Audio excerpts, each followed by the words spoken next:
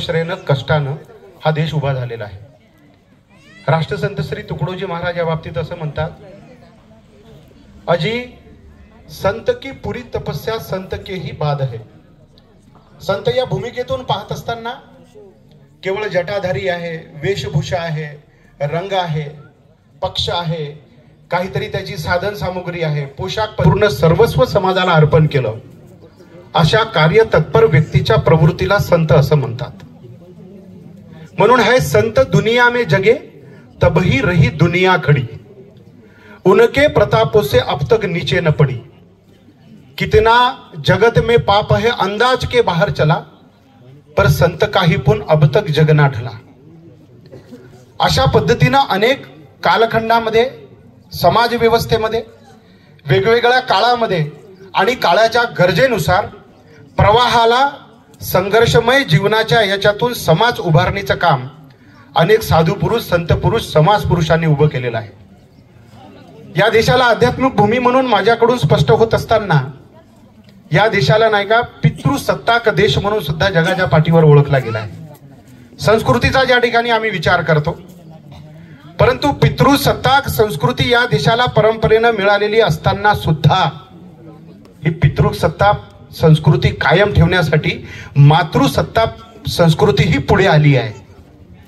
म्हणून स्त्रीच्या ब्रिदावरची पुरुषाचे मोठेपण, अनन्यसाधारण महत्व आमच्या भारतीय संस्कृतीमध्ये स्त्रीत्वाला दिलेलं आहे।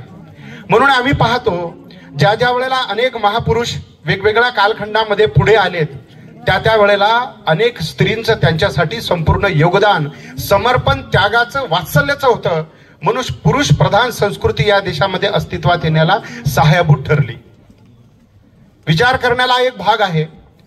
आम्ही बरेचदा या गोष्टीचं चिकित्सक, तार्किक आणि समन्वयातून ज्या वेळेला या गोष्टीचा सारासार विचार करतो, त्यावेळेला हा एक भाग पुढे येतो की आम्ही स्त्री आणि पुरुषामध्ये कुठेतरी मतभिन्नतेच्या आधारावर त्याचं स्पष्टीकरण देतो।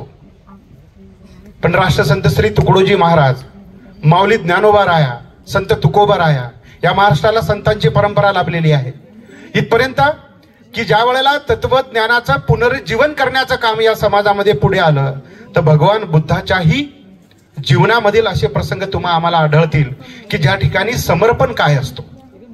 भगवान बुद्धाला त्याच्या जीवनामध्ये आपण आज या ठिकाणी तृतीय पुष्प या ठिकाणी वाहत असताना माईची आठवण तुम्हाला आम्हाला करून घ्यायची आहे।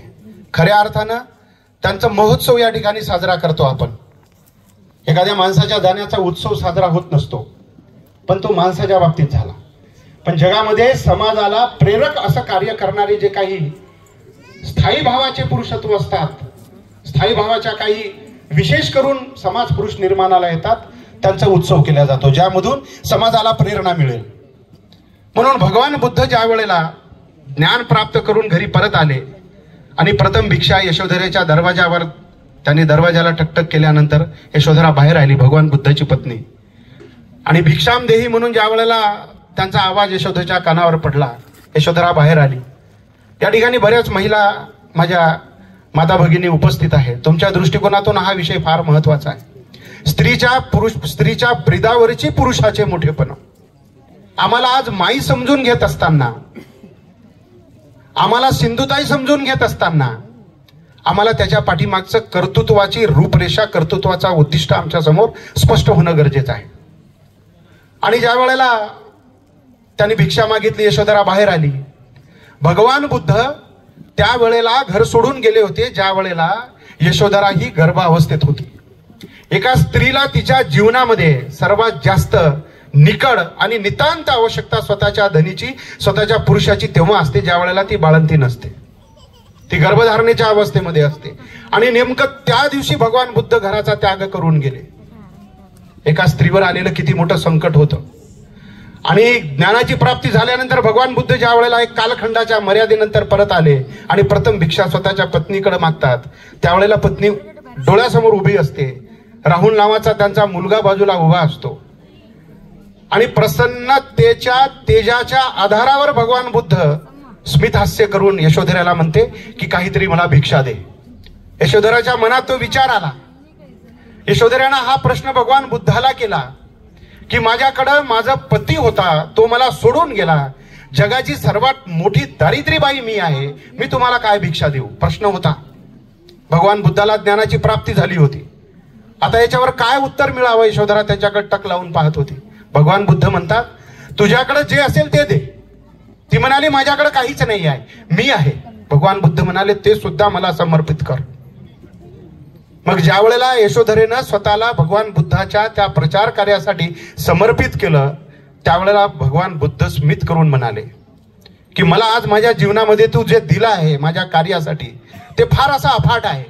त्यावेळेला यशोधरा काय बोलली हे महत्वाचं आहे. यशोधरा त्या ठिकाणी साहेब बोलताना हे बोलली की तुम्ही ज्या ज्ञानाच्या प्राप्तीसाठी हे सर्व सोडून गेले ते मला या ठिकाणी प्राप्त झालं, तुम्हाला इथं प्राप्त होऊ शकलं नसतं का जे मला मिळालं ते. भगवान बुद्धाचा ज्ञानासहित असलेला पुरुषत्व स्वीकारण्याची ताकद माझी आहे आणि त्याला समर्पित होण्याची माझी जर इच्छाशक्ती आहे, हे जर मला घरी राहून समजलं तर हे तुम्हाला समजलं नाही का. भगवान बुद्धाचं उत्तर महत्वाचं आहे. ते म्हणाले, हे समजण्यासाठीच मला घर सोडावं लागलं.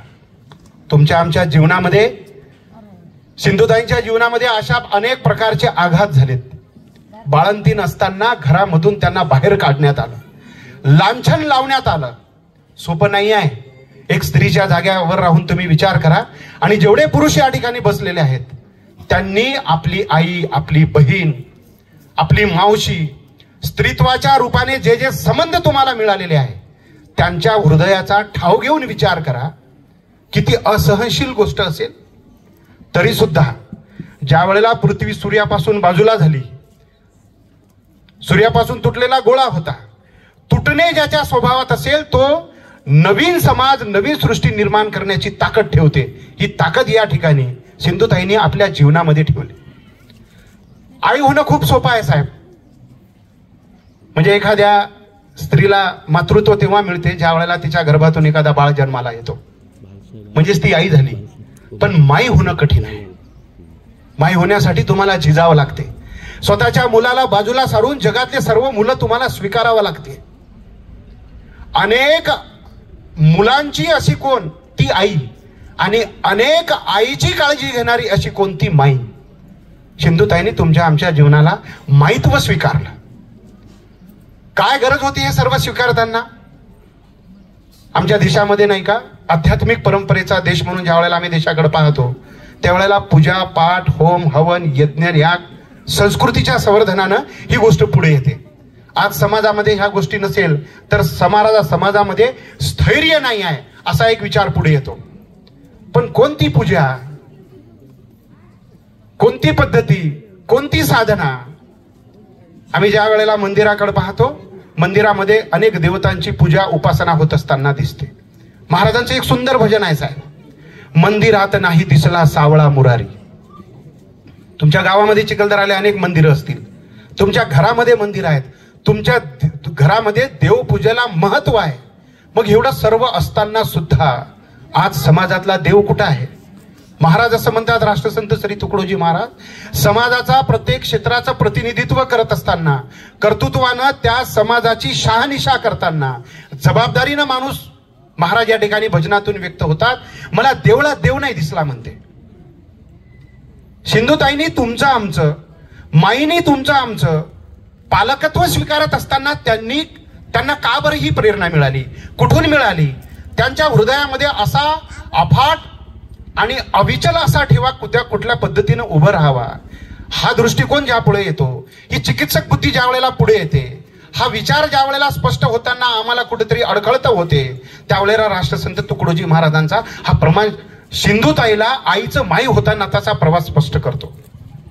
महाराज असं म्हणतात, मला देवळात देव नाही दिसला, तर मग हा देव दिसला कुठं.